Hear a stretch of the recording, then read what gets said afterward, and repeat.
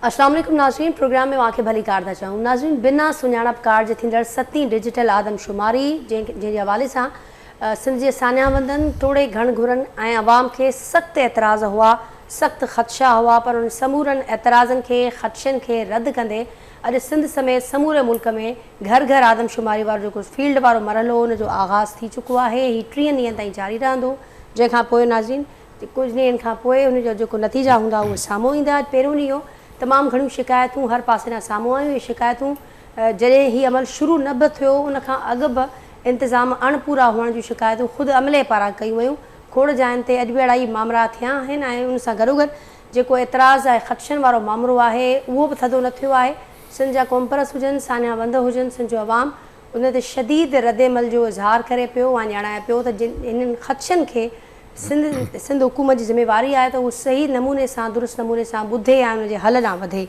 नाज़रीन, हीउ मामिलो हो जंहिंखे अॼु प्रोग्राम में फोकस कंदासीं। उनखां सवाइ हिकु ॿी अहम डेवलपमेंट थी आहे जेका अॼु अदालती फ्रंट ते गुज़िरियल केतिरनि ॾींहंनि खां उनजो इंतज़ारु पे कयो वियो, पर हिकु भेरो ॿीहर जेका सिचुएशन असांजे साम्हूं आहे, फ़ैसिलो अची चुको आहे, पर फ़ैसिले खां पोइ बि अभाम चऊं, सवाल चऊं, उहे अञा ताईं बरक़रार आहिनि। फ़ैसिले मुताबिक़ ईंदड़ 90 ॾींहंनि में KP ऐं पंजाब जी इलेक्शन जो अदालत हुकुम ॾिनो आहे ऐं अदालत सगोरी इहा ॻाल्हि बि कई आहे त जेतोणीकि सदर पारां हिकिड़ी तारीख़ ॾिनी वई आहे, पर हाणे जेका सूरत हाल आहे उन में मुमकिन न थी सघंदी उहा तारीख़, पर घटि में घटि टाइम वठी करे हिन मामले खे अॻियां वधायो वञे ऐं हिन मामले ते हिन फ़ैसिले ते अमल कयो वञे, जंहिंखां पोइ ऑपोज़िशन हुजे तोड़े हुकूमत ॿई पंहिंजी मर्ज़ीअ जी तशरीह कनि पियूं हिन फ़ैसिले जूं ऐं ॿई हिन फ़ैसिले खे पंहिंजे हक़ में आयल फ़ैसिलो करार ॾियनि पियूं। मामिलो अॻियां कीअं वधंदो उन ते बि ॻाल्हाईंदासीं। जेको प्रोग्राम में जेको पैनल मूंसां गॾु मौजूदु आहे उनजो तारुफ़ कराईंदसि अवां सां। कराची स्टूडियो में मूंखे जॉइन कयो आहे सीनियर सहाफ़ी तज़िया निगार ख़ुर्शीद अब्बासी साहब मूंसां गॾु हिते मौजूदु आहिनि। बैरिस्टर ज़मीर हुसैन साहब आहिनि, सीनियर तज़िया निगार आहिनि, कानूनदान आहिनि, मूंसां गॾु कराची स्टूडियो में ई मौजूदु आहिनि। उनखां सवाइ एजाज़ महर साहब सीनियर सहाफ़ी तज़िया निगार आहिनि, डेली सिंधियार जा एडिटर आहिनि, मूंसां गॾु इस्लामाबाद खां शरीक आहिनि। अदनान आदिल साहब बि मूंसां गॾु मौजूदु आहिनि, वीडियो लिंक ते सीनियर सहाफ़ी तज़िया निगार आहिनि, पंजाब खां मूंसां गॾु हिन प्रोग्राम में शरीक आहिनि। अवां सभिनी खे महिरबानी, अवां सभिनी खे भली कार बि चवां थी हिन प्रोग्राम में। सभिनी जी इजाज़त सां बैरिस्टर साहब अवां खां आगाज़ कयां थी प्रोग्राम जो, ऐं मामला त सभु अवां जे साम्हूं आहिनि। ॾिसण में इहो पियो अचे त सियासत जे हाणे अदालत में बि घणा ई ॿाहिरि आहे, थोरा ई फ़ैसिलो पई करे। हाणे अर्ज़ु इहो आहे त बदकिस्मती चइजे त हिते जेके सियासी फ़ैसिला आहिनि उहे मोस्टली अदालतुनि जी तरफ़ था पिया वञनि ऐं अदालतूं जेको एहतियात करणु खपनि अदालतुनि खे उहो एहतियात करण जी जॻह ते उहे बि उन ई तेज़ी सां सियासी मामलनि खे एंटरटेन कनि था पिया। जीअं हाणे तव्हां ॿुधायो त जॾहिं सियासी अदम इस्तेहकाम हूंदो आहे त पोइ का न का अहिड़ी फोरम या अहिड़ो प्लेटफॉर्म हूंदो आहे जिथे वञी करे इहे शयूं पहुचंदियूं आहिनि। ऐं हाणे त इहो सूरत हाल थो ॾिठो वञे त अदालतुनि में मामला सॉर्ट आउट थियण जी जाइ ते पोइ बि हल कोन था पिया थियनि। कंट्रोवर्सीज़ जेके आहिनि उहे अञा बि वधनि थियूं पियूं। जीअं अॼु जी इहो फ़ैसिलो अवां ॿुधायो त सुप्रीम कोर्ट जो जेको फ़ैसिलो आयो आहे हिन ते बि हू धुर चए थी त इहो असांजे हक़ में आहे, हीअ धुर थी चए असांजे हक़ में। कंट्रोवर्सीज़ जेकी सुप्रीम कोर्ट जे फ़ैसिले सां दूरि थियणु खपंदी, ख़तमु थियणु खपंदी, उहा वधी वई आहे। हाणे इहा आहे त अटॉर्नी जनरल ऐं लॉ मिनिस्टर साहब इहो था फ़रमाइनि त बाबा हीअ जेकी बेंच हुई 9 रुकनी हुई ऐं उन 9 रुकनी मां जेको आहे सो जेके 4 पाण मुरादो अलहदा थिया ऐं उन्हनि मां 2 जेको आहे सो हिन हिसाब सां हिकिड़ी पंहिंजी राय हिन फ़ैसिले ते ॾिनी हुई त सो मोटो नथो ठहे ऐं 2 जेके हाणे जेके मुख़्तलिफ़ इख़्तिलाफ़ कंदड़ जज आहिनि उन्हनि जे राय खे फ़ैसिले जो हिसो ठाहियो आहे।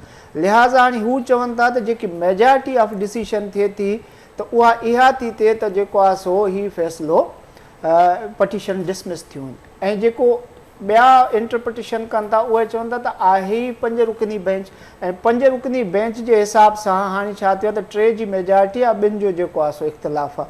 त इन जे हिसाब सां ॾिठो इहो थो वञे त उहा मामिलो उहो मसइलो उते अञा पियो आहे ऐं वरी इहो वराए अदालत जी तरफ़ वेंदो। जेकॾहिं सियासी मैच्योरिटी हुजे हा त मुंहिंजो ख़्यालु आहे न पहिरियों अदालत में वञे हा न हाणे अदालत में जेको आहे सो इन खे वधीक डिस्कस करण जी ज़रूरत पेश अचे हा। पर हाणे इहो थो लॻे त इहा जेकी जजमेंट आई आहे अॼु उहा इम्प्लीमेंट कान थींदी। पॉलिटिकल रिज़र्वेशन्स बि रखे थी, आइनी ऐं क़ानूनी सुकुम बि रखे थी ऐं जॾहिं जजिस साबिक़ा मेंबरनि खे उन फ़ैसिले जो हिसो सम्झी करे ऐं उन फ़ैसिले में ज़िक्र कनि त दो के हू जेको आहे सो भली ॿाहिरि ई रहिया आहिनि, पर इन थारोली प्रोसीडिंग में, इन थारोली जजमेंट में सभिनी जो जेको आहे सो पार्टिसिपेशन रहियो आहे। ऐं उन जे हिसाब सां हाणे हिकिड़ी वाज़िह जेकी पोज़ीशन अचे थी पई उहा इहा थी पई अचे त इहो फ़ैसिलो हिकु वरी जेको आहे सो गैर इस्तेहकाम वारी सूरत हाल पैदा कंदो ऐं वराए इहो अदालत में वेंदो, वरी इन जी इंटरप्रिटेशन थींदी। हाणे ॾिसजे छा थो थिए। ठीकु, अब इस पुराणनि सवालनि जा जवाब मिलण बदिरां कुझु नवां सवाल पैदा थी विया आहिनि। जीअं ज़मीर साहिबु ॻाल्हि कनि पिया त नज़र कोन पियो अचे त हीउ जेको वक़्तु ॾिनो वियो आहे उन में हिन सूरत हाल में ज़मीनी हक़ीक़तूं जेकॾहिं साम्हूं रखूं त हीउ फ़ैसिलो इम्प्लीमेंट थी सघंदो। अव्हांजी छा राय आहे? तव्हां कहिड़े फ़ैसिले वारे ॻाल्हि था जेको अॼु सुप्रीम कोर्ट जो फ़ैसिलो आयो आहे इलेक्शन जे हवाले सां? असां ॾिसो न, सियासत एतिरी हाणे अॻिते वधी वई आहे, या अदालत सियासत जी मुदाख़लत जेका थी आहे, सियासत हेॾे घड़ी पई आहे, अदालत जेका होॾे तरह जी पई। हाणे इहो मामिलो ॾाढो विच में थियो आहे ऐं हर सियासतदान वटि गुंजाइश आहे भली अदालती फ़ैसिलो हुजे या को रियासती फ़ैसिलो हुजे उनजी मुखालफ़त करणु ऐं पंहिंजे हक़ में उनखे तब्दील करणु, इहे शयूं नज़र अचनि पियूं सभिनी खे। हाणे इहा ॻाल्हि आहे त ॾिसो, जंहिं मुल्क जी तव्हां जमहूरियत जो दावा कयो था त उते इलेक्शन त ज़रूरी आहे। हाणे उन इलेक्शन में कंहिंखे फ़ाइदो पए थो, कंहिंखे नुक़सानु थो पए, हिकिड़ो माहौल ठहंदो आहे इलेक्शन में हमेशह, ऐं सियासी पार्टियूं पंहिंजो माहौल ठाहींदियूं आहिनि त हिन इलेक्शन में कीअं फ़ाइदो वठिजे। हाणे मुखालिफ़िन सम्झनि था, जेके मौजूदा इत्तेहादी गवर्नमेंट सम्झे थी त भई माहौल शायदि जेको आहे सो हाणे तहरीक इंसाफ़ जे हक़ में नज़र अचे पियो, हिन महिल इलेक्शन खे खटे वेंदा। ऐं जहिड़ो इहो आहे, ॻाल्हि इहा त जेकॾहिं तव्हां जमहूरी अंदाज़ सां ॾिसो था पोइ तव्हांखे इहे अदालती फ़ैसिलो हुजे या को बि मञणु खपे ऐं इम्प्लीमेंट थियणु खपे। मां इन खे थोरो अब्बासी साहिब जी ॻाल्हि खे वधाईंदुसि त हाणे मामिलो इहो आहे त जेको फ़ैसिलो पंहिंजी ज़ात में कंट्रोवर्शियल थी वञे त उन जी जेकी इम्प्लीमेंटेशन आहे उहा हिकु सवालिया थींदी आहे। हाणे तव्हां ॾिसो त हिन बेंच जी कॉन्स्टिट्यूशन ते, सो मोटो ते ऐं इन काज़ ऑफ एक्शन ते बेंच विरहाइजी वई, ऐं बेंच विरहाइजण जे करे इहा शइ जेकी हिकिड़ी वाज़िह ऐं क्लियर थियणु खपे उहा कंट्रोवर्शियल थी वई। नतीजतन हाणे ॿई धुरियूं हक़ बजानिब आहिनि, हू बि चवनि थियूं त फ़ैसिलो जेको आहे असां मञण जेको न आहे, ऐं हू वरी चवनि था त न मञण जहिड़ो आहे। सो उन जे हिसाब सां मूं चयो त इम्प्लीमेंटेशन थींदे नज़र कान थी पई अचे, वरी बि हिकु दफ़ो इहो मामिलो अदालतुनि न ई वेंदो। एजाज़ साहिबु, अव्हांजी छा राय हूंदी? वरी बि हीउ मामिलो अदालतुनि न ई वेंदे नज़र अचे पियो, ऐं अब्बासी साहिब खे बि मां ॿुधो त हीअ हुकूमत जेका फ़रार वठणु चाहे पई इलेक्शन खां, हाणे सोढ़ी थींदी पई वञे।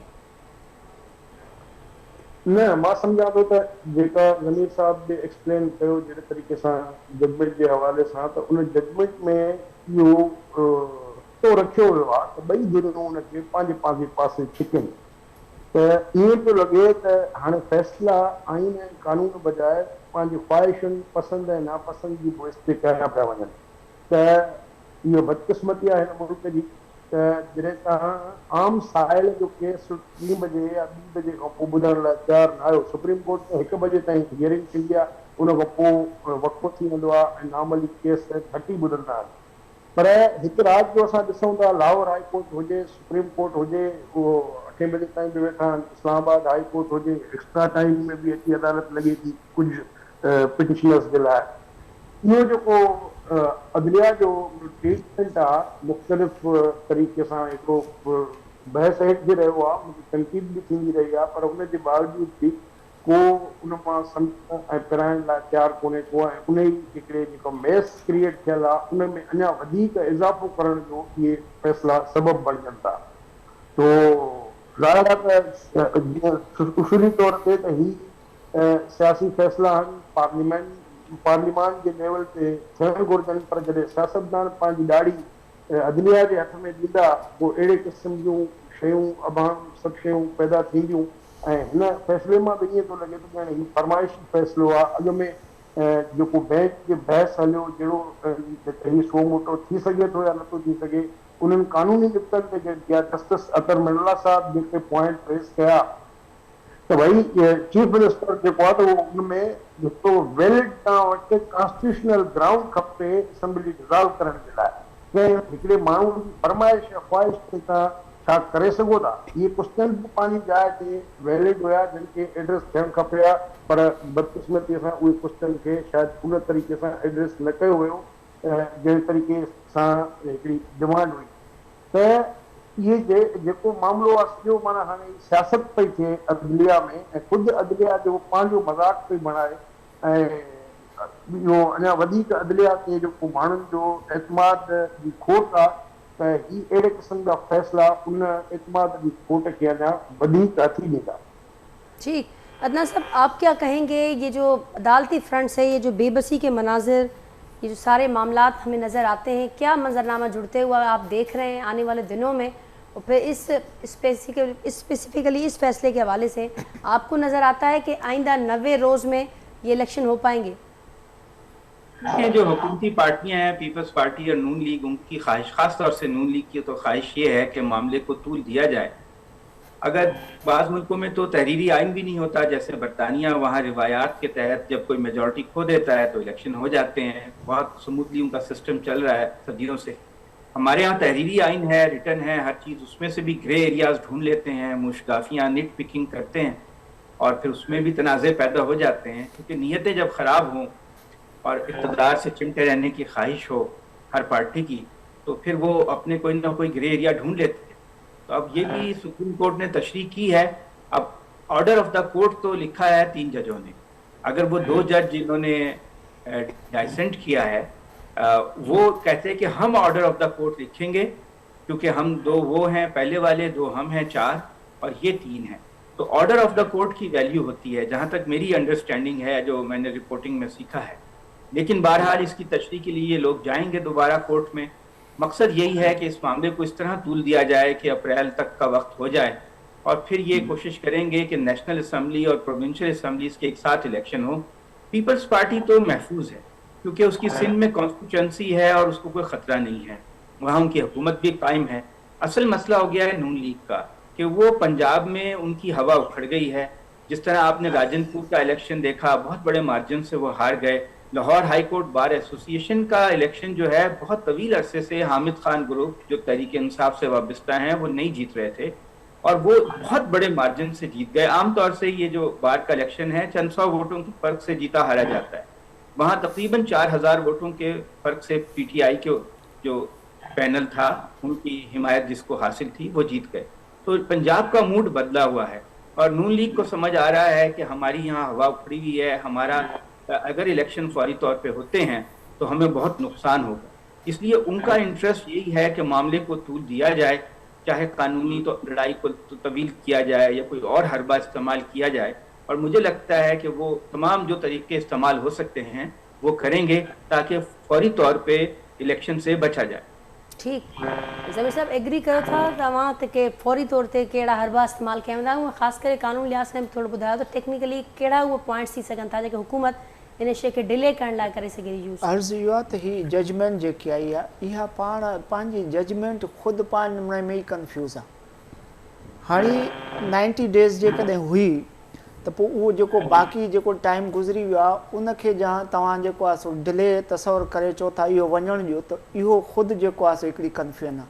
ॿी आहे त जेकॾहिं तव्हां इहो गवर्नर ते रखो था त गवर्नर जो इहो पावर हुयो त पोइ उन पावर खे उन एक्सरसाइज़ न कयो त उनखे तव्हां डिटरमिन करण जे जाइ ते वरी हिकिड़ी शइ ॾिनी त इहा कंसल्टेंसी आहे इहा वराए शुरू थिए ऐं जेको आहे हिकु नओं लाहे अमल अचे। हाणे ॻाल्हि आहे त लाहे अमल घणी देरि जे लाइ हुजे, केतिरी देरि जे लाइ हुजे, घणा ॾींहं हुजे, उहो को बि प्रिस्क्राइब न आहे। लिहाज़ा जजमेंट जेकी आहे उहा इट सेल्फ एॾी कंफ्यूज़ आहे जंहिंमां जेको आहे सो हू बि चवनि था त असांजे हक़ में आहे ऐं ही बि चवनि था असांजे हक़ में आहे ऐं इन जे करे इम्प्लीमेंटेशन वारी पोज़ीशन में नथी वञे।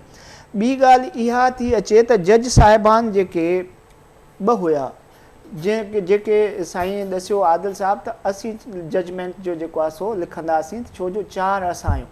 उन ओपिनियन खे हिन जजमेंट में वाज़िह न कयो आहे त छा इहो जेको इख़्तिलाफ़ी नोट ॾियण वारा 2 जज जेके उन 2 जजनि जी राय खे हिन जजमेंट जो हिसो था ठाहिनि त उहा राय हिन जजमेंट क्लियर कई कान्हे। हाणे इहो मुबहम आहे त आया उहे 4 जेके इख़्तिलाफ़ी जज आहिनि उहे मेजॉरिटी था रखनि या 3 जेके हेॾां बाक़ी वारी बेंच में आहिनि उहा, त इहा कंफ्यूजन बि हिते मौजूदु आहे। त इहा कंफ्यूजन हलंदी साफ़ कीअं थींदी, क्लियर कीअं थींदी, छाकाणि त हुकूमत ॼाणे पई त नज़रसानी जी का ज़रूरत न आहे, तशरीह जी बि फर्दर का ज़रूरत न आहे? अर्ज़ु इहो आहे त पहिरियों ई इहो हुअणु खपे हा त इहो सियासी मामिलो हुयो, अदालत इहे आइनी अथॉरिटीज़ खे डायरेक्शन ॾेई छॾे हा त बाबा सियासी मामिलो आहे ऐं सियासी तौर ते तव्हां वेही करे ऐं जेको आहे हिकिड़ो कंसेंसस तयारु करे या मिली करे ऐं इहो हिकिड़ो रस्तो कढो आहे। हाणे हीउ जेको फ़ैसिलो ॾेई चुका आहिनि उहो फ़ैसिलो ख़ुदि अहिड़ो आहे जेको ख़ुदि उन्हनि जे जजनि खे ई जेको आहे सो क़ाबिले क़बूल न आहे। जॾहिं जज जो फ़ैसिलो ॿिए जज खे क़ाबिले क़बूल न हुजे त उहो टी जेकी इम्प्लीमेंटेशन वारी क़ुवत आहे उनखे कीअं क़ाबिले क़बूल हूंदो। हाणे इहो ई थींदो त जीअं मूं पहिरियों अर्ज़ु कयो त इहे सूरत हाल जेकी हींअर बीठी आहे उहा वराए अदालत में ईंदी ऐं उन में हिकिड़ो वरी क्वेश्चन अची वियो आहे। छो ईंदी, छाजे करे? जेको मेन क्वेश्चन इहो आहे त जेके हू ॿ जज जेके बेंच खां ॿाहिरि चीफ साहिबु कया आहिनि उन्हनि जेको पंहिंजो नोट लिखियो, इख़्तिलाफ़ कयो, उहो ॿिनि जजनि मौजूदा बेंच में बि उन्हनि खे मञियो आहे। त इहो हिकिड़ो क़ानूनी ऐं आइनी सवाल थो पैदा थिए त आया उन्हनि जो इहो जेको ओपिनियन आहे उन्हनि खे एड करण वारो इहो बि कॉन्स्टिट्यूशनली ऐं according to supreme court rules आहे या न आहे। इहे शयूं वराए वापसि हिकिड़ी जेको आहे सो इन में ईंदियूं ऐं उन में सुप्रीम कोर्ट में अचण खां पोइ वरी हिकिड़ो सुवालु उथंदो त आया इहो फ़ैसिलो 5 रुकनी तसवर कयो वञे या इहो 7 रुकनी कयो वञे। त इहो सुवालु घुमी फिरी हींअर न सियासतदाननि जे हथ में आहे न कंहिं बि इदारे जे हथ में आहे। इहो वराए अची सुप्रीम कोर्ट में पहुचंदो ऐं इन में हिकिड़ी भंज ड्रा जेको आहे वरी थींदी। उन खां पोइ जेसिताईं इहो वाज़िब फ़ैसिलो वाज़िब जजनि जे जेको ओपिनियन क्लियर थी करे न ईंदो तेसिताईं इहा शइ ईअं ई रहंदी। बहरानी कैफ़ियत बरक़रार रहंदी ऐं जॾहिं बहराननि जो ज़िक्र कयूं था बादशाह साहिब त असांखे हर फ्रंट ते बहरान नज़र अचनि पिया, मुल्क समूरो बहराननि में जकड़ियल आहे। अहिड़े वक़्त में इलेक्शन जूं मामला बि आहिनि ऐं डिजिटल आदमशुमारी पहिरियों भेरो 7वीं आदमशुमारी आहे, पर पहिरियों भेरो उनखे डिजिटल वे सां कयो पियो वञे ऐं जेका सूरत हाल आहे कुझु मूं ॿुधाई बि, कुझु मां पाण बि ज़रूरु उनखे विटनेस कयो हूंदो। इनखे कीअं पिया ॾिसो ख़ासि करे अहिड़ी सूरत हाल में? ॾिसो, पहिरीं ॻाल्हि इहा आहे त इन आदमशुमारी जे प्रोसेस शुरू खां पहिरीं ई एतिराज़ात अची विया आहिनि ऐं हिकु त कई जॻह ते आया आहिनि। कई जेके सियासी पार्टियुनि जा, मुख़्तलिफ़ ग्रुपनि जा, मुख़्तलिफ़ तंज़ीमुनि जा, ख़ासि सिंध में कॉन्फ्रेंसन जे तरफ़ां शदीद एहतियात थियो आहे। आम शहरनि बि कयो आहे। असांजे सिंध जी सूरत हाल अञा मुख़्तलिफ़ आहे थोरी। जेको सैलाब मुतासिरीन अञा ताईं उहे ई वेठा आहिनि, उहे उन्हनि जे उहे किथे आदमशुमारी शिरकत कंदा। ॿी ॻाल्हि त जो डिजिटल जी ॻाल्हि कई थी वञे, जेको जदीद सिस्टम मुताबिक़ कराए थो वञे, त हाणे जेको कोहिस्ता में माण्हू रहे थो, जेको थर में माण्हू रहे थो या जेको काछे में माण्हू रहे थो, उहो या जेके कचे इलाइक़े माण्हू रहंदा उहे किथां एंट्री ॾींदा पंहिंजी, उन केरु कराईंदो? आहे बंदोबस्तु अहिड़ो को? अच्छा घणे माण्हुनि जा असां घर ई कोन्हनि। तव्हां जेकॾहिं घर शुमारी था कयो त तव्हां किथे रखंदो? जेको ॿाहिराणी को मन ठाही वेठो आहे माण्हू, 10 माण्हू सुता पिया, उनजी तव्हां एंट्री कीअं कंदव? हालां त मजमी सूरत हाल जेका मुल्क जी आहे असांजी, उहा बि हिनखे लाइक़ु न आहे त तव्हां डिजिटल आदमशुमारी कयो। ॿी ॻाल्हि त आदमशुमारी में जेका पोइ आदमशुमारी थी त केॾो रिएक्शन थियो त बाबा हिते घटि ॻणी विया आहिनि, हुते वधीक ॻणिया विया आहिनि, हिते मुक़ाबिलो ॻणप जो पियो हले, हर को चाहे त असां घणा ॾिसां वञूं। हाणे इन सूरत हाल में जेके धारिया आहिनि, ख़ासि अफ़गानिस्तान सां जंहिंजो तालुक आहे, जेके रोज़ु अचनि वञनि था पिया या उन्हनि जे को पुछण वारो कोन्हे उन्हनि खां, उन्हनि खे केरु ॻणींदो? उहे कहिड़े कंहिंजे हिसे में ईंदा? इहे जेके सॼो बोझ जेको आहे सिंध जे मथां आहे। त हाणे उनखे तव्हां वरी जॾहिं आदमशुमारी जी अहमियत उन वक़्तु हूंदी आहे जॾहिं तव्हां मालियात ते पूरो अमल कयो, कोटा ते पूरो अमल कयो ऐं उनखे जेके उन हक़ आहिनि पूरा तव्हां उन हिसाब सां डिवाइड करे ॾियो हुन ते पहुचायो, उहा ॻाल्हि केरु करे ई कोन थो। हिमत ते जेको अमल थियो आहे। हाणे त अचानक डिजिटल जी ॻाल्हि कई। डिजिटल जे हवाले सां ज़ाहिर ख़दशा इहे हाणे कया था वञनि त बाबा इन में दादरी थींदी, सभु पहिरियों चवनि था पिया। हाणे जेके खटे वेंदा जेके वधीक ज़हीन हूंदा, ख़ासि तौर मुंहिंजी माउ ते चवंदी हिते जेके कची आबादियूं आहिनि कराची में, हिते त हथरादू घर शुमारी कई वेंदी ऐं जो इम्कान पूरा पूरा मौजूदु आहिनि। असां फील्ड में आहियूं, ॿुधूं था, ॾिसूं था त कंहिं केतिरियूं तयारियूं कयूं। त हाणे इहा जेका आदमशुमारी थिए पई, इन जी हैसियत छा हूंदी? ऐं तव्हां हेॾा हुन मथां पैसा ख़र्चा, हिकिड़ो ग़रीब मुल्क जेको आहे सो पहिरियों ई असां वटि था पिनंदा हेॾो होॾो। हाणे उहो मुल्क वरी जेको आहे उनजा अहिड़े क़िस्म नखरा त तव्हां डिजिटल आदमशुमारी ते जे तव्हां हेॾा अधु में रुपया ख़र्चु कंदव त तव्हां केरु पुछण वारो आहे? ठीकु आहे। ख़ासि करे एजाज़ साहिबु अहिड़ो माहौल जॾहिं स्टेक होल्डर्स जेके हुजनि उन्हनि जा ख़दशा बि हुजनि, एतिराज़ बि हुजनि। स्टेक होल्डर्स जॾहिं मां ज़िक्र कयो त सिंध जो अवाम, मुल्क जो अवाम उहो जेको अहम स्टेक होल्डर आहे, उनखे ख़दशा बि आहिनि, एतिराज़ बि आहिनि ऐं हिकु वॾी तादाद नज़र अचे पई अवाम जी जेका न सिर्फ़ु बेख़बर आहे न समूरे माहौल खां, न समूरे प्रोसेस खां, बल्कि लातालुक बि नज़र अचे पई, उनजो को बंदोबस्तु असांखे नज़र न आयो आहे हेल ताईं त उन्हनि खे को अवेयर कजे हिन मामले में या हिन प्रॉपर का गाइडेंस ॾिनी वञे। त अहिड़ी जेका ॻाल्हि अब्बासी साहिब बि कई त इन क़िस्म जी जेका सूरत हाल में थींदड़ हिन घरशुमारी जा आदमशुमारी जा छा हैसियत बीहंदी? ॾिसो, मां सम्झां थो त कानून मुताबिक़ पाकिस्तान में हर 10 सालनि खां पोइ आदमशुमारी थी आहे, पर ही पहिरीं आदमशुमारी आहे जेका 5 सालनि खां पोइ पई थिए ऐं इन जी कानूनी हैसियत जो बि हिकिड़ो पंहिंजी जाइ ते सुवाल आहे। ऐं CCI में जॾहिं इहो मामिलो वियो लास्ट 2017 में जॾहिं आदमशुमारी थी त उन में सिंध वारनि UNDP जी कंहिं सर्वे जी बेस ते इहो क्लेम कयो त सिंध जी पॉपुलेशन घटि काउंट कई वई आहे, तंहिंजे करे उनखे ॿीहर आंदो वञे। त ही डिसीशन बि मां सम्झां थो पॉलिटिकल इलीट जेका आहे या हिन मुल्क जी ओवरऑल जेकी इलीट क्लास आहे ही उन्हनि खे सूट त करे थी ऐं जनरल पब्लिक जो हिन सां को वास्तो कोन्हे। ऐं मुंड खां वठी 73 जो आइन जॾहिं भुट्टे साहिब ठाहियो त उन में रिसोर्सिस जो जेको बेस हुयो उहो विरासत उहा आबादी खे अवलियत ॾिनी वई। हालांकि जेसिताईं बंगाली गद आहे पाकिस्तान में तेसिताईं इहो बुनियाद न बणायो। ही बि बदनीयत ते मबनी इहा शइ हुई ऐं उनजो फ़ाइदो जेको आहे घणे भाङे त असांजो वॾो भाउ पंजाब वठंदो रहियो आहे।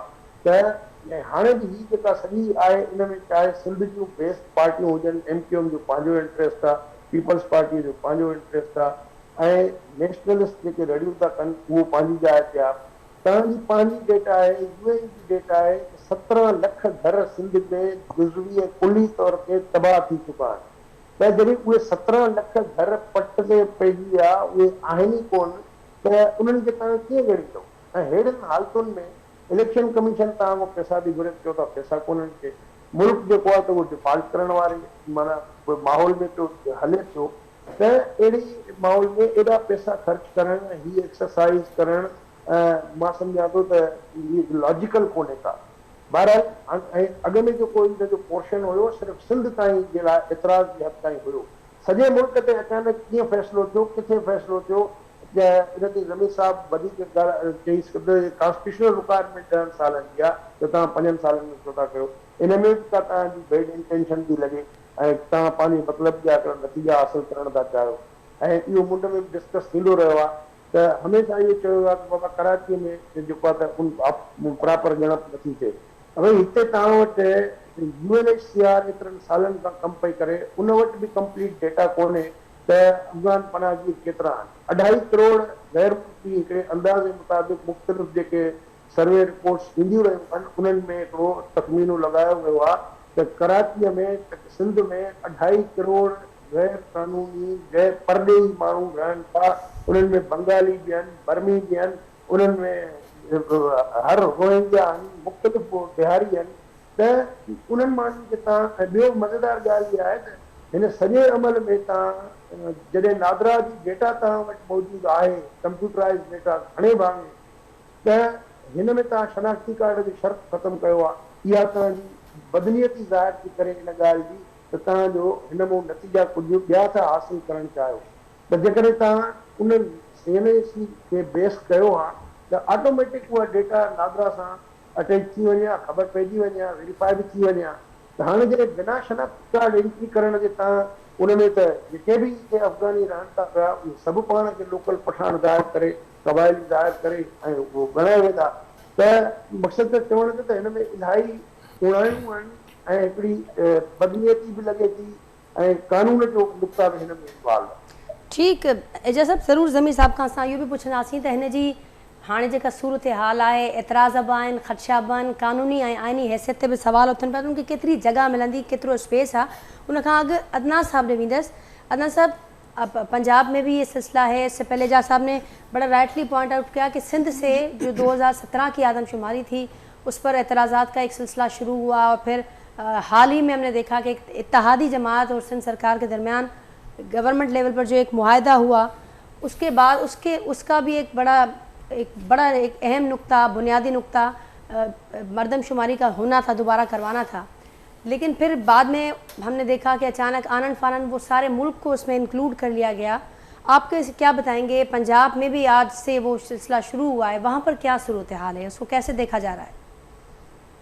देखिए, पंजाब में तो कोई ख़ास फिक्र नहीं है, लेकिन मुझे इतना मालूम है कि मरदमशुमारी तकरीबन हर मुल्क में ही मुतनाज़ ज़रूर होती है कुछ ना कुछ। हमारे यहाँ शायद ज़्यादा है, इंडिया में भी बहुत तनाज़ात हैं सेंसस के ऊपर। वहाँ पे मुसलमान कहते हैं हमें पूरी तरह काउंट नहीं किया जाता। बहुत सी ऐसी कम्युनिटीज़ हैं, ट्राइबल कम्युनिटीज़ हैं जो समझी जाती हैं कि मार्जिनलाइज्ड हैं, वो एक्सक्लूड हो जाती हैं, उसमें शामिल नहीं होती काउंटिंग में।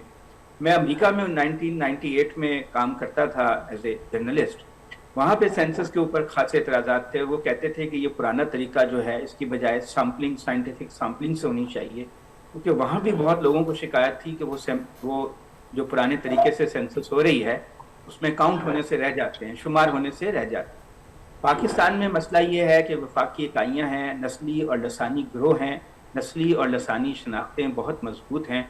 वो एक दूसरे से बढ़ चढ़ कर अपनी आबादी बताना चाहते हैं ताकि माली वसाइल में उनका हिस्सा ज़्यादा हो, पॉलिटिकल सिस्टम में उनका शेयर ज़्यादा हो। तो ये लड़ाई है पॉलिटिकल पावर की और रिसोर्सेज की। तो इस वजह से हर मरदमशुमारी जो है वो कुछ ना कुछ मुतनाज़ ज़रूर होती है। मसलन आसिफ जरदारी साहब के दौर में, जो पीपल्स पार्टी का आखिरी दौर था, मुझे याद है मेरे दोस्त सेक्रेटरी शुमारियात थे, तो सेंसस का जब अमल शुरू हुआ तो पता चला कि पंजाब की आबादी बहुत कम आ रही है। उसको फिर स्क्रैप किया, उसको जाहिर ही नहीं किया गया, फिर दोबारा कराई गई। कहा गया कि इसमें टेक्निकल गलतियां। अब हो सकता है कि पंजाब में पॉपुलेशन प्लानिंग ज़्यादा कामयाब हो और वहाँ वाकई लाहौर में और पंजाब में आबादी की शरह बढ़ने की उतनी ज़्यादा नहीं है जितनी बाकी मुल्क में है। लेकिन पंजाब के लोगों को ये खतरा, जो पॉलिसी मेकर्स थे, आवाम को तो ये बात पता ही नहीं थी। ये हुआ कि इससे तो बहुत अनबैलेंस हो जाएगा और शेयर बहुत कम हो जाएगा रिसोर्सेज में और पॉलिटिकल सिस्टम में। तो उसको फिर जो पीपल्स पार्टी की हुकूमत ने उस मामले को दबा दी।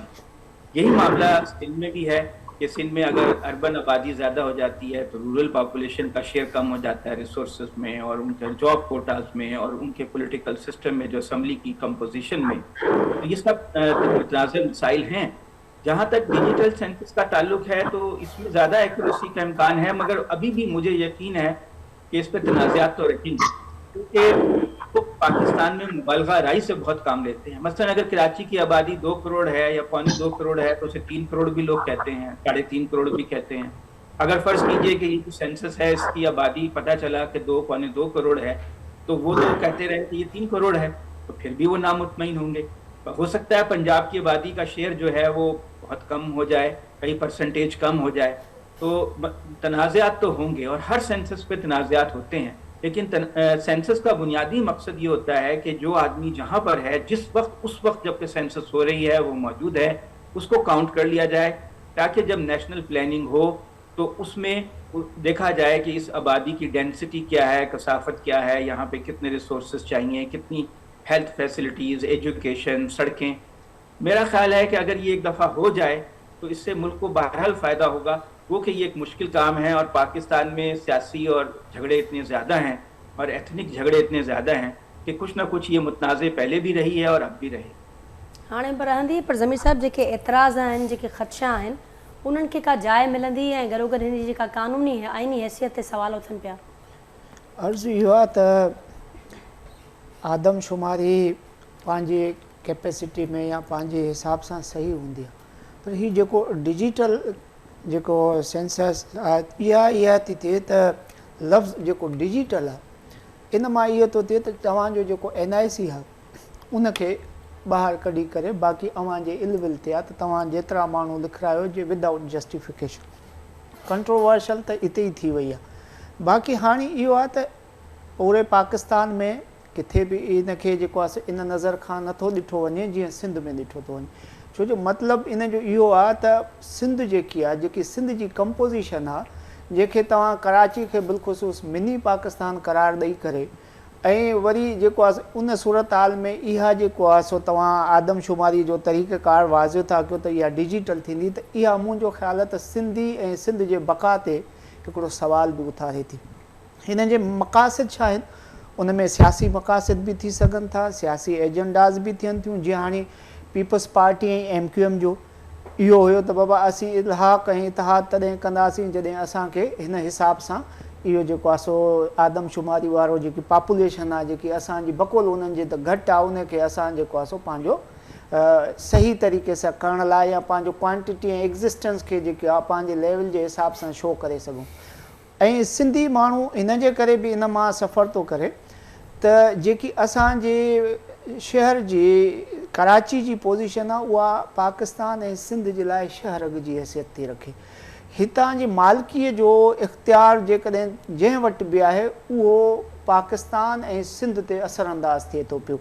हाणे सिंध जे माण्हुनि जो इहो आहे त बाबा हिते जेकॾहिं तव्हां डिजिटल तरीक़े सां करायो था त जेको बि जेतिरा घर लिखाए जेतिरा माण्हू लिखाए छा तव्हां ते इन खां पहिरियों का इन ते वर्कआउट कयो, तव्हां स्टेक होल्डर्स खे एतमाद में वरितो, तव्हां जेको इहो सिस्टम इंट्रोड्यूस करायो उन जी जेकी तव्हां जागृता मुहिम हलाई या न हलाई, ऐं आउट ऑफ सडन जेको इहो शइ करे करे तव्हां माण्हुनि में हिकिड़ी उहा अनसर्टेनिटी पैदा कई आहे, उन्हनि जे वजूद जे बक़ा ते उहो सवाल पैदा कयो आहे जंहिंजे करे माण्हू सिंध जा माण्हू तशवीश जो शिकार आहिनि।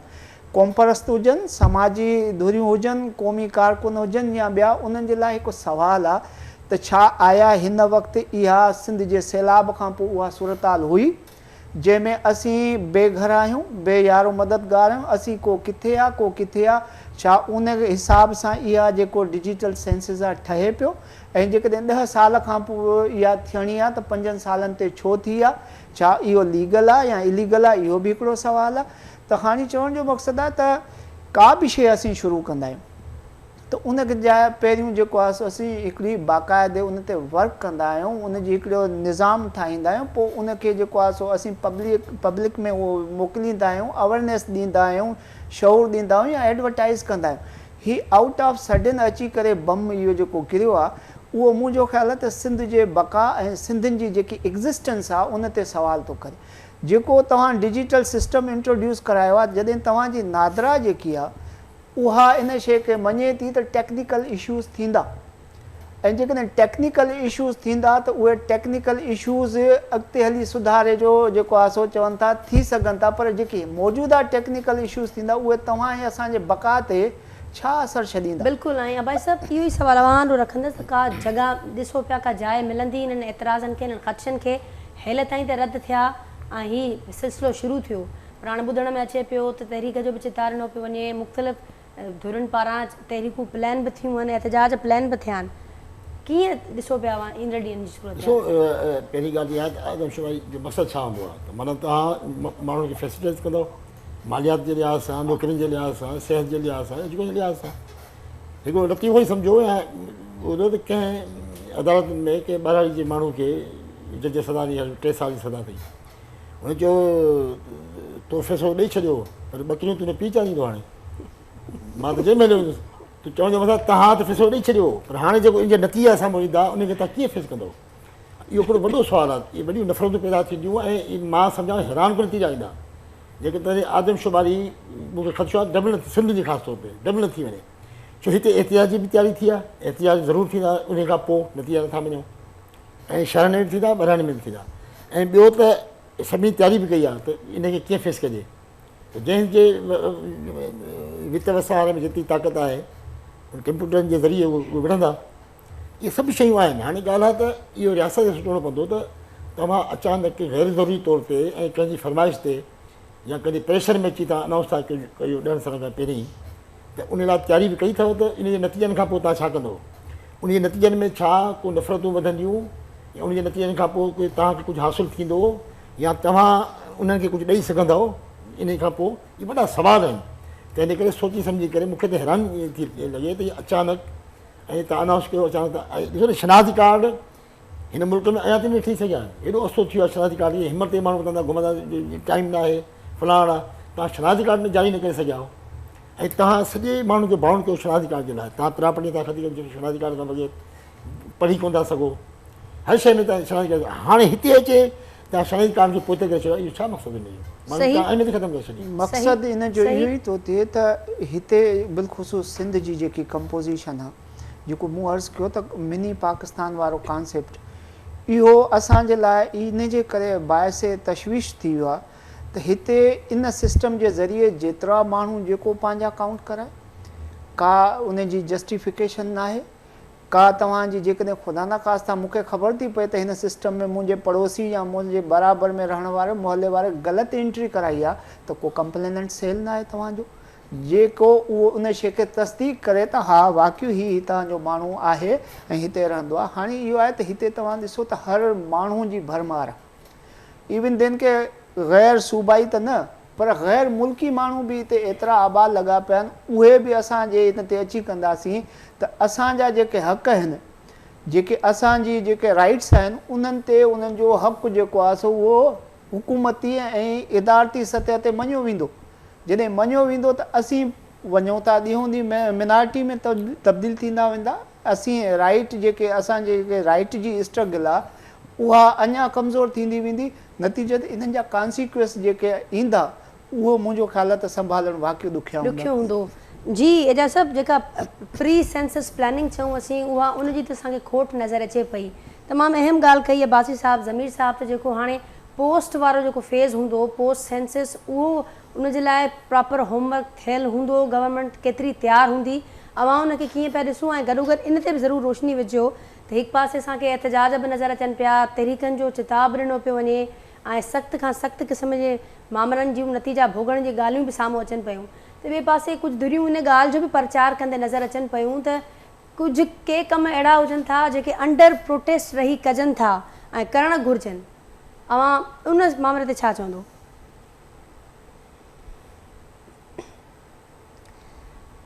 एजाज साहब, काइंडली पंहिंजो ऑडियो अनम्यूट कजो जीअं असीं अव्हांखे ॿुधी सघूं। जी एजाज साहब, मुंहिंजो आवाज़ पहुचे पियो मां ताईं? नाज़रीन, एजाज साहब सां राब्तो ॿीहर करण जी कोशिशि कयूं था जीअं हुनजो बि शामिलु करे सघूं उन्हनि जो कॉमेंट। अदनान साहब भी मुझसे गदी मौजूद है। अदनान साहब, अब पूरे मुल्क और सिंध के हवाले से जो आपने सुना ज़मीर साहब को, अब्बासी साहब को, बड़े सीरियस किस्म के कंसर्न्स हैं और बड़ी सीरियस किस्म की तशवीश पाई जाती है, ना सिर्फ अब इस प्रोसेस पर बल्कि इसके बाद जो कुछ नतायज आ सकते हैं उन इम्कानी नतायज को लेकर भी बड़ी तशवीश है, बड़े मामलात हैं।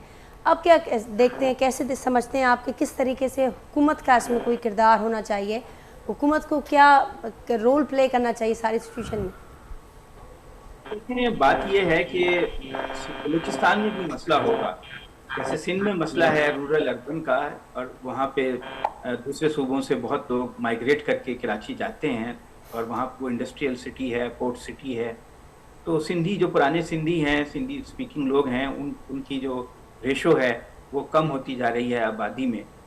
और उनका जब अगर सेंसस में ऐसा रिजल्ट आया कि उनकी रेशो और कम हो गई तो उनकी असम्बली में सीटें भी कम हो जाएंगी और फिर उनको रिसोर्सेज की एलोकेशन भी कम हो जाएगी। तो उससे तो जाहिर है कि वहाँ पे प्रोटेस्ट होगा। इसी तरह बलूचिस्तान में है कि वहाँ पे पश्तून जो हैं और अफ़गान महाजरीन बहुत ज़्यादा हैं, तो वहाँ पे बलोचों और पश्तूनों का आपस में इंटरेस्ट का क्लैश है। पाकिस्तान में यही मसला है कि लिसानी और नस्ली गिरोह जो हैं उनके तासुबात बहुत ज़्यादा हैं, उनके मुफादात का क्लैश है। इसी वजह से जब भी कोई काम होता है वो उसमें ये कंसर्न जो है बहुत ज़्यादा बढ़ जाती है। जैसे कोई आपने डैम बनाना हो, जैसे सेंसस करनी हो, NFC अवार्ड हो। इसीलिए एक इदारा सेनेट का भी बनाया गया था कि तमाम सूबों के बराबर के उसमें नुमाइंदगी हो, और एक मुश्तरका मुफादात कौंसिल बनाई गई थी ताकि सब जो वफाकी इकाइयाँ हैं वो अपने मुफादात का तहफ़्फ़ुज़ कर सकें। मेरा ख़्याल है कि अगर सियासी जमातें पार्लियामान में बैठ के कोई कंप्रोमाइज़ कर लें तो हो सकता है। हम बलोचों को भी तो ये खदशा दरपेश है कि जैसे गवादर डेवलप हो रहा है कराची की तरह, वहाँ बलोच भी अक़लियत में रह जाएंगे। यही जब कराची को कैपिटल बनाया गया था पाकिस्तान का, तब भी यही खदशात थे कि वो कहते थे कि सिंध से अलहदा एक कैपिटल टेरिटरी ना बनाई जाए। तो अब भी ये मसला है कि जैसे ये कह रहे हैं कि बाहर के लोग बहुत ज़्यादा हैं, तो जो पुराने सिंधी हैं उनका तनासुब कम होता जा रहा है। तो कोई दुनिया में आप देखें ऐसे मुल्क भी हैं जहाँ अगर कोई आदमी 5 साल रहे तो उसको शहरियत दे देते हैं, यूरोप में, अमेरिका में। हमारे यहाँ अगर कोई आदमी, आप कोई पाबंदी ऐसी लगा दें कि 10 साल कम से कम कोई आदमी रहे तो फिर उसको वोटिंग राइट दें किसी एक जगह पे। ये तो एक ऐसा मामला है जो बहुत गंभीर है, और तमाम जो स्टेक होल्डर्स हैं, सियासी पार्टियां हैं, वो बैठें, एक दूसरे के खदशात को समझें और उनकी जेन्युइन जो ग्रीवेंसेस हैं, शिकायत हैं, उन्हें दूर करें। सेंसस तो एक काउंटिंग है, उसके बाद जो उस पर पॉलिसी बनाई जाती है वो ज़्यादा अहम है। मेरा ख्याल है कि अगर सियासी जमातें शऊर का मुजाहरा करें और एक दूसरे के खदशात को समझें। इस मामले को किसी न किसी तरह हल किया जा सकता है। मसलन बलोचों को ये ख्याल है कि अगर गवादर में ज़्यादा लोग पहुंच गए बाहर से तो बलोचों की अक्सरियत बलूचिस्तान असम्बली में भी कम हो जाएगी, उनका रिसोर्सेज में हिस्सा भी कम हो जाएगा। तो कोई ऐसी आइन में तरमीम की जाए कि जो लोकल कम्युनिटीज़ हैं, जो कदीम बाशिंदे हैं, उनके हकूक़ का ज़्यादा बेहतर तरीके से तहफ़्फ़ुज़ हो सके। ठीक, एजाज साहब मुझे आवाज़ अवां ताईं पहुचे पियो। नाज़रीन, एजाज साहब सां राब्तो मुनक़िद थी वियो आहे, टाइम भी असां वटि घटि बचियो आहे। क्विक कॉमेंट वठंदमि। ज़मीर साहब, अवां जो फाइनल कॉमेंट छा हूंदो? पोइ अब्बास साहब खां लास्ट कॉमेंट वठंदा आहियूं। हाणे अर्ज़ु इहो आहे त जेकॾहिं पोइ सोचिजे, कंहिं कमु करण खां पोइ सोचिजे, उन खां पहिरियों छो न सोचिजे। अक़लमंदी ऐं दानाई जेकॾहिं असीं चऊं त आहे, ऐं जेकॾहिं हीअ लीडरशिप असांजी मैच्योर आहे, या जेकी हू चवनि था त बाबा मसावाती सिस्टम असां वटि हुजे। छा कराची वारो माण्हू जेको हिते अक़लियत में तब्दील थो थिए पियो, त पाकिस्तान जेको ॿिए ख़िते जो माण्हू इहा शइ क़बूल कंदो? छा बलूचिस्तान में जेकॾहिं को ॿाहिरियों माण्हू अची करे उन्हनि खे अक़लियत में जेको आहे सो कन्वर्ट कंदो, त छा बलोच किथे इहा शइ करे सघे थो? जेकॾहिं इहे मुसावाती सिस्टम ऐं इहे पॉलिसियूं ऐं इहे जेके ग्रीवांसिस खे दूरि करण जो प्रोसेस आहे, उहो बाद में छो थो थिए? उहो पहिरियों हुअणु खपे, ताकी जेकॾहिं इहे शयूं थींदियूं त पोइ उन जे हिसाब सां हर को माण्हू उनखे इक्वली ट्रीट कंदो। पर मूंखे इहो लॻे थो त सभु शयूं तव्हां जूं क़ाबिले क़बूल हूंदियूं आहिनि, पर जेकॾहिं तव्हांजे एग्ज़िस्टेंस जो सुवालु अचे, तव्हांजे बक़ा जो सुवालु अचे, त उन खे जेको आहे सो ईअं इग्नोर न करणु खपे। ऐं मूंखे इहा उमेदु आहे त तमामु सान्यवंद जेके बि धुरियूं आहिनि, असांजो उस्ताद हुजे, स्टूडेंट हुजे, सोशल वर्क हुजे, वर्कर हुजे, वकील हुजे, या असांजे जेके ॿाहिरि मुल्क खां वेठल असांजी तंज़ीमूं आहिनि, उन्हनि खे इन शइ खे ज़ोर ॾियणु खपे त बाबा इहे शयूं ग्रीवांसिस पहिरियों हल कयो, पोइ उहे जेको आहे ख़दशास जेके पैदा थियनि था उन्हनि खे पहिरियों हल कयो, बाद में जेकी तव्हांजी शइ आहे। तमामु अहम ॻाल्हि। भाई साहब, फाइनल कॉमेंट तव्हांजो। बस जी, ॾिसो न, जंहिं मुल्क में तालीम, सिहत या सस्ते इंसाफ़ जी सहूलियतूं न हुजनि, ऐं उते तव्हांजो रुॻो गणपति ते ज़ोर हुजे, उनजा नतीजा न निकिरंदा। हिकिड़ो माण्हू फॉर्मेलिटी पूरी थिए थी, कंहिंजी फरमाइश ते कई अथऊं ऐं खां ख़र्चु थींदो, माण्हू खे कुझु कोन मिलंदो। इन में असां इन आदमशुमारी सां माण्हू खे कुझु मिलण वारो न आहे, उल्टे मसाइल पैदा थींदा। तंहिंजे करे मां सम्झां थो त इन ज़रूरत न आहे मुतालबा थींदड़ माण्हुनि जा। मां कोन थो ॻाल्हि कयां, हर कंहिं हिन ते एतिराज़ु कयो आहे, तंहिंजे करे मां सम्झां थो इहो फज़ूल आहे। बल्कि हाणे त कोई पिटीशन दाख़िल थी विया सिंध हाई कोर्ट में, हाणे ॾिसूं छा थो थिए नतीजो। ठीकु, एजाज साहब सां राब्तो बहाल थी वियो। एजाज साहब, असां अवां जो लास्ट कॉमेंट शामिल कंदसि प्रोग्राम में। मां सम्झां थो त हिन में वॾे जो फिलहाल जेको आहे, हिकिड़ो त हिन जो पायलट कयो वियो, ॿियो इहो त जेको तव्हां डेटा ॾींदो त मूं वटि त पंहिंजी उहा रसीद कोन हूंदी त मूं केतिरा माण्हू लिखिया ऐं तव्हांजे रिकॉर्ड में केतिरा आहिनि। सुभाणे अॻिते जेको अदर एंड माण्हू वेठो आहे, उहो जेकॾहिं एडिट करे उन में पंहिंजी मन घुरिया नतीजा करणु थो चाहे हासिल, त उनजी कहिड़ी सेफ्टी आहे? डेटा जी सेफ्टी, डेटा जी चेंज करण जे हवाले सां उनजी अथॉरिटी कंहिं वटि आहे, ऐं इहे सभु एलिमेंट इन शइ जो हिसो आहिनि। मां सम्झां थो त इलाही फ्लॉड सिस्टम आहे, हिकिड़ी कंहिं मख़सूस मक़सद जे ख़ातिर इहा एक्सरसाइज़ कई पई वञे, ऐं इहा एक्सरसाइज़ जेको आहे उहो प्लैनिंग जे लाइ बि कम जी शायदि न हुजे, जंहिं मख़सूस मक़सद जे लाइ आहे उहो शायदि उन्हनि खे हासिलु थिए। त हू हिकिड़ो इहो बि चयो थो वञे मुख़्तलिफ़ फोरम ते त सिंध में अफ़गाननि खे आबाद करायो थो वञे। मां अदनान साहब खे चवंदुसि त बलोचिस्तान में अफ़गानी एतिरा न आहिनि जेतिरा अफ़गानी कराची में आहिनि, ऐं चयो थो वञे त पेशावर पठाणनि जो वॾो शहर न आहे, पठाणनि जो वॾे में वॾो शहर कराची आहे।